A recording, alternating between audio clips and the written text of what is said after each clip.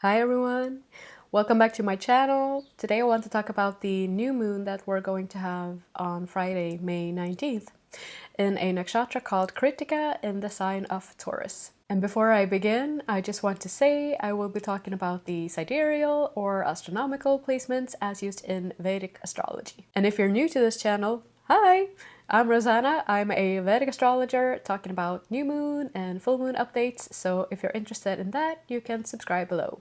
You can also find me over on Instagram at Starlight Inspiration, where I post even more astrology content every week. So this new moon will be in the nakshatra called Krittika. And Krittika means the cutter, and it's also a nakshatra that is symbolized by a razor blade or the blade of a knife. So there really is this piercing, cutting, sharp energy here. And even more so, the planetary ruler for Krittika is the sun.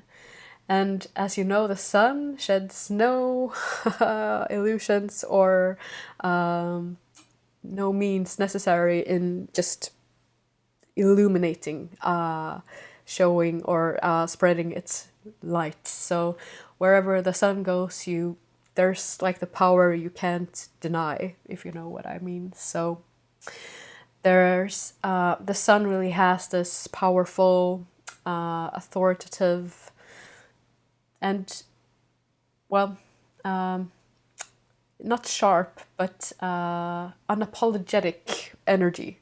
There's no denying it, you know? And this is also why wherever the sun is in your natal chart, that's usually where we're most visible, because the sun, well, you can see it. There's no denying the sun. So it really is this forceful energy here in this nakshatra. And this is also a lot due to, if you look at every nakshatra has this deity or divine influence that is related to it. And in the case of Krittika, this is Agni, the sacred fire or the god of fire.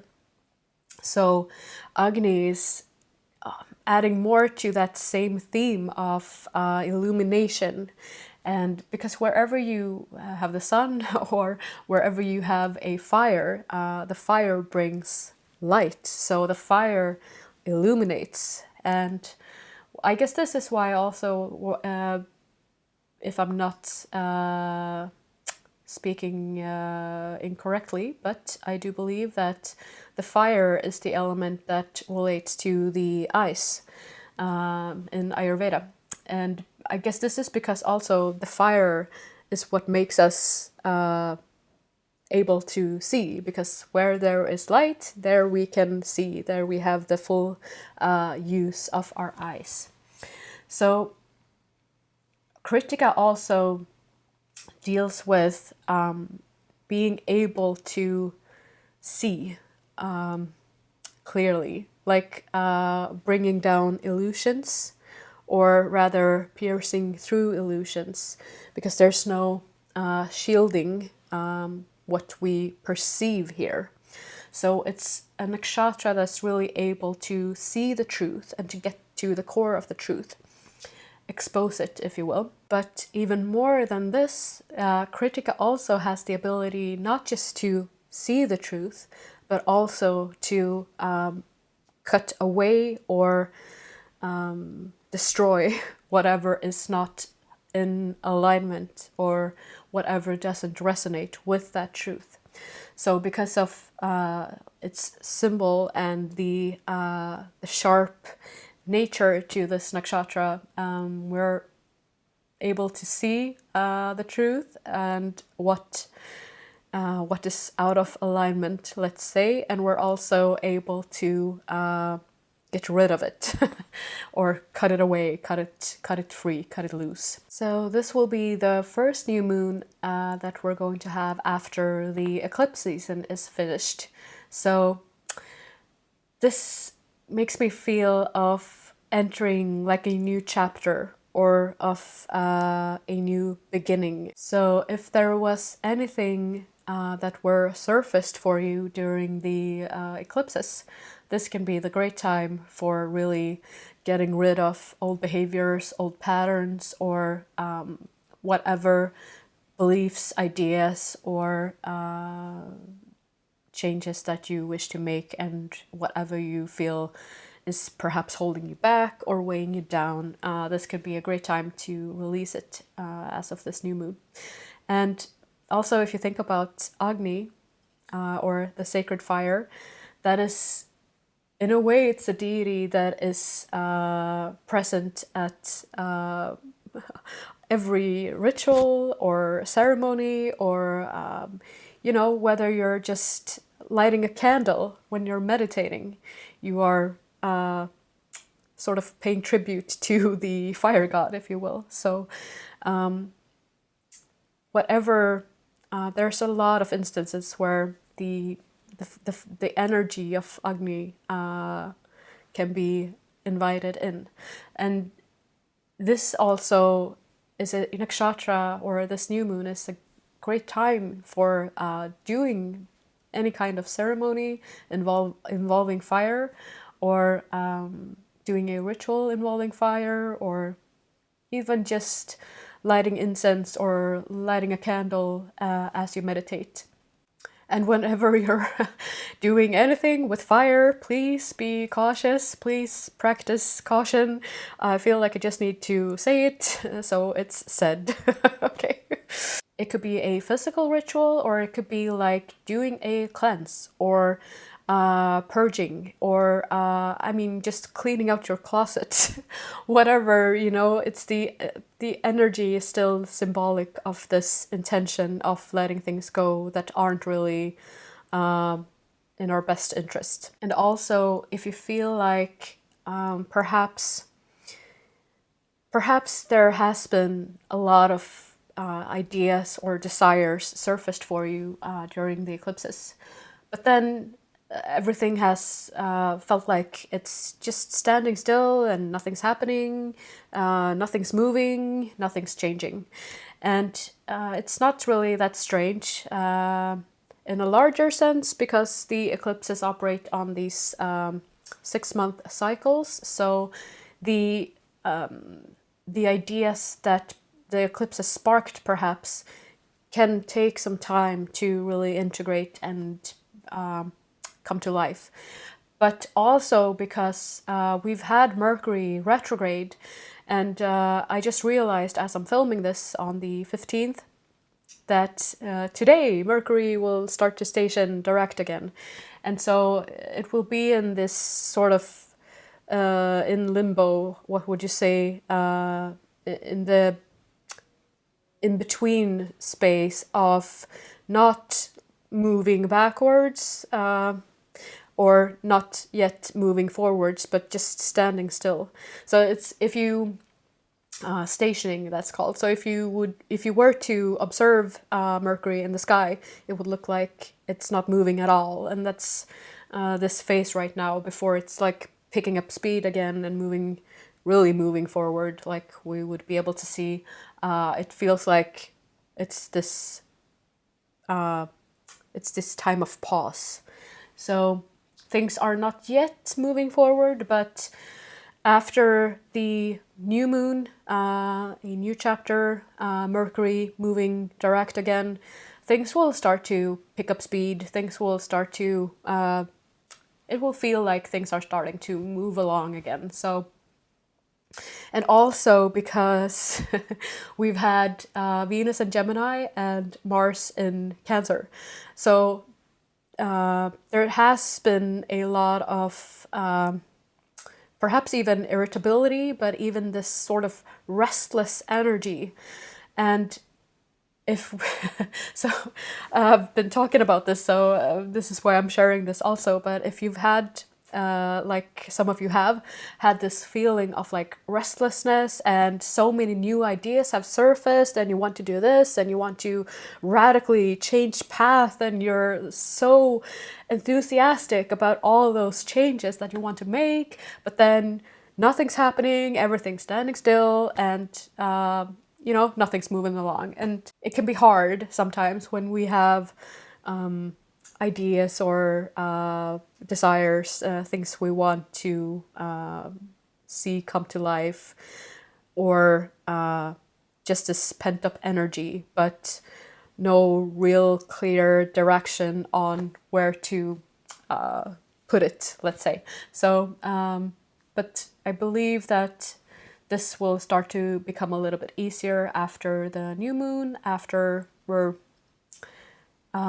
moving, the energy will feel like it's moving more again. So the planetary ruler, as I said, for Krittika is the sun. And because we're in the part of Krittika that is within the sign of Taurus, Krittika spans from Aries and into Taurus. So it's also this nakshatra that's responsible for bridging the energy of Aries and Taurus. So from the individualistic, exploring, daring, courageous, wanting to make my own path sort of energy in Aries, into Taurus, where we're more inclined to put down roots and collect material assets. It's the sign of our values, our physical assets. So also money, of course. But so here we're more on that shift from ideas into practical actions. And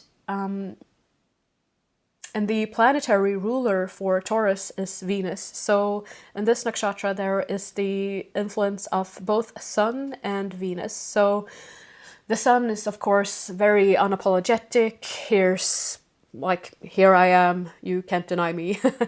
And it's this authoritative, inspired, but not inspired like Jupiter inspired, more like I need to follow my path inspired.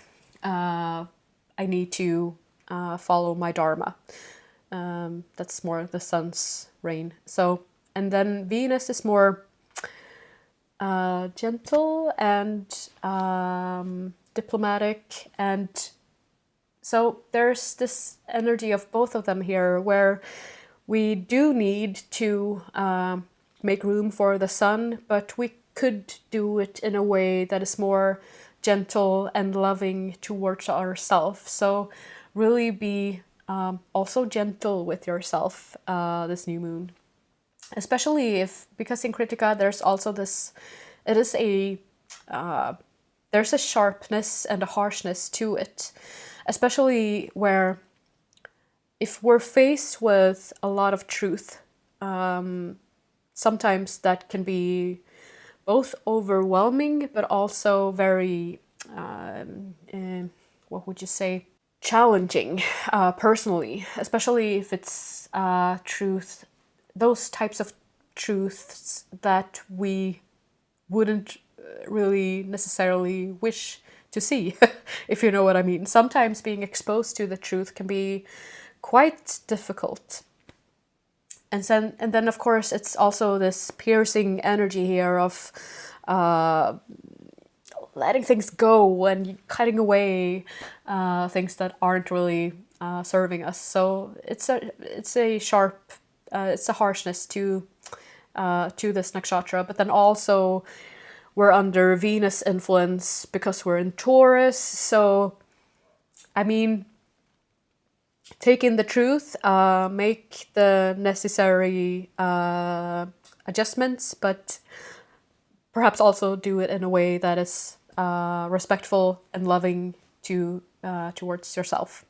So it's natural also during the new moon, because that's when the energy is most introspective or most introverted, let's say. We're under the reign of the moon, our emotional states. So this is where the moon feels most vulnerable, and it's not even visible. Do you say that? Visible? I'm feeling like I'm saying the wrong word. Visual? No. Visible. It's not even visible in the sky. So, and on our on a personal note, this also relates to our feeling of visibility, and perhaps on the new moon we naturally want to take a step back and be more alone. So it could be a great time for that as well. If you have the possibility to take some time alone, and perhaps, as for me personally, I love to write, so I always write. So if you could do that, or meditate, or do some yoga, or, well, anything that is a little bit gentle towards yourself also. I also wanted to mention that on the just after the new moon, Mars and Pluto, Mars in Cancer and Pluto in Capricorn will be at 5 and 6 degrees directly opposite each other. So there's a kind of, both Pluto and Mars are these forceful, strong planets. They deal with our willpower and our force, let's say. So there could also be a, what would you say, emotionally forceful or triggered energy to this new moon, especially as Mars is debilitated in Cancer. So Mars is really, it can make us more stingy and more,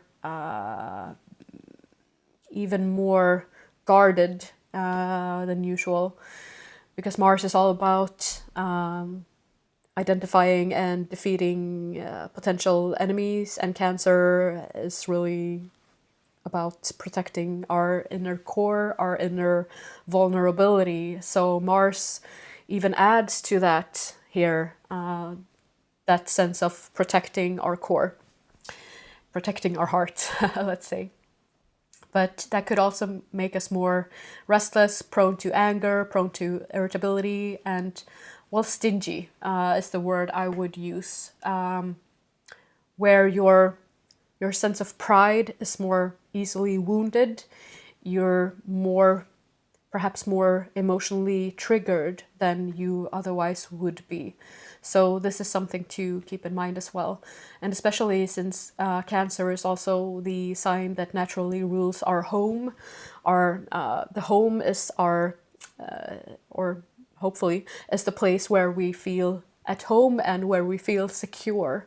So if our sense of security, or our home, our space of security, is in any way perceived to be threatened, we immediately, what would you say, we become, there's this Swedish expression, 𝗂𝒏𝒚, and we put our thorns out, let's say. We become more defensive and more reactive. So this is something to perhaps keep in mind as well during the new moon. And to remember to be patient with ourselves. And if we feel triggered, try to take a step back and get some perspective. That's sometimes hard when we're in the middle of something, but sometimes we manage. So